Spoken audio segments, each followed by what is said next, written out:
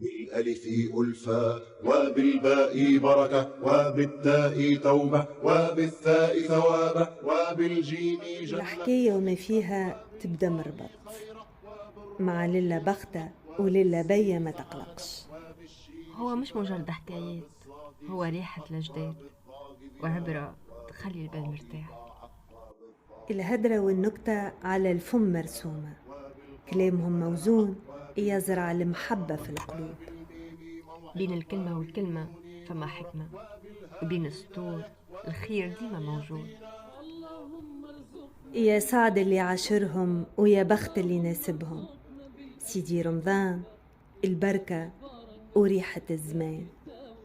اللهم ارزقنا وبالثاء ثوابا وبالجيم جنة، وبالثاء ثوابا وبالجيم جنة. اللهم ارزقنا بالحاء حكمة، اللهم ارزقنا بالحاء حكمة. اللهم ارزقنا.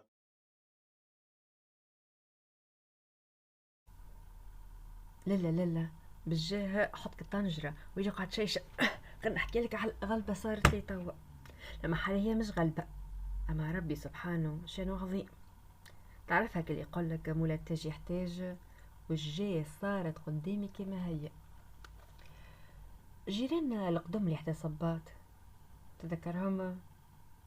تذكر وقت بوها مترقى ولاو يتشنفخوا ويعفصوا في تجنيق عروها، وقتها خلاو الدار العزيزة الغالية ومشاو شراو في قاع الدنيا. قال شنيا برطمانات مثخمين وبقعة متاع ناس ولاد عيان.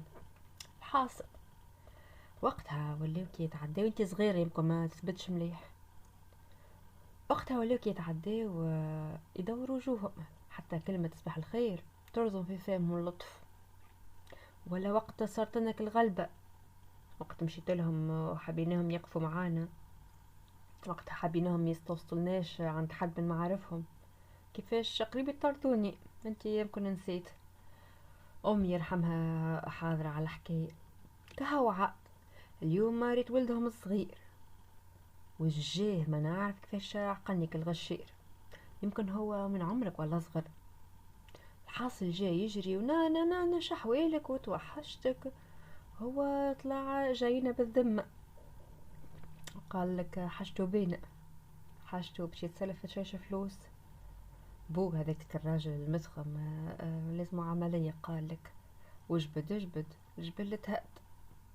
كهو عاد باعوا اللي وراهم اللي قدامهم وباقي ما خلطوش. لطفك كهو.